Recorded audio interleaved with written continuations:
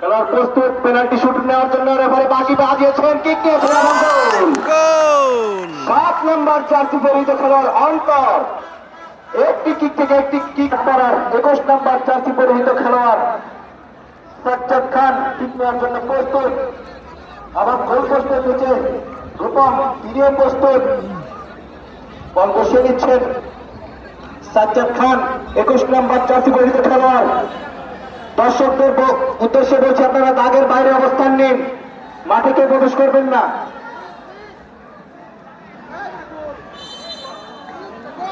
সাজ্জাদ খান এগিয়ে গিয়েছেন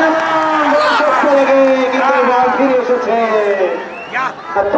এবং কিক নিয়েছেন এবং বল চলে গেছে জালে। গোল।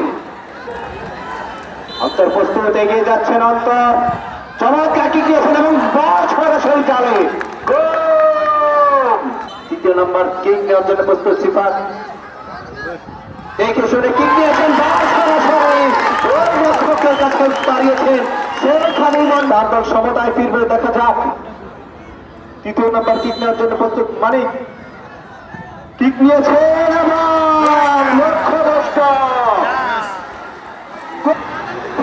কিন্তু 3টি করে কিক নিয়েছেন, কোলাপাড়া পাওয়ার পয়েন্ট 2টি বল জালে জড়িয়েছেন এবং রয়্যাল চ্যালেঞ্জার্স আটপাড়া 1টি বল জালে জড়িয়েছেন। বাকিটুকু কমেন্টি করার জন্য আমি মাইক তুলে দিচ্ছি জনপ্রিয় ধারাভাষ্যকার মিঠুর হাতে।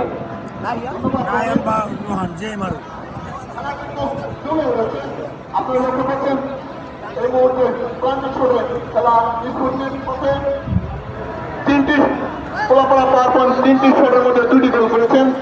এখন চতুর্থ বল নেওয়ার জন্য প্রস্তুত।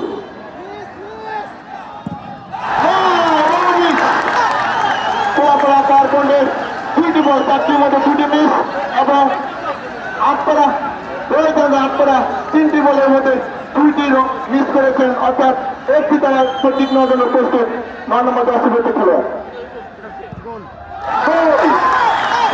অর্থাৎ 2-2 এইমাত্র গোল করে এগিয়ে গেলেন। পঞ্চম শট দিবে 3টি গোল করে কোলাপাড়া পাওয়ার পয়েন্ট।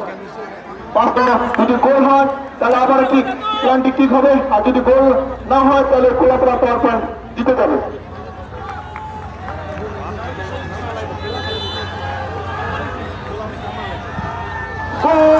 সমতা 3-3 সমতা, আবারও প্ল্যানটি গোল্ডেন শট প্রস্তুত।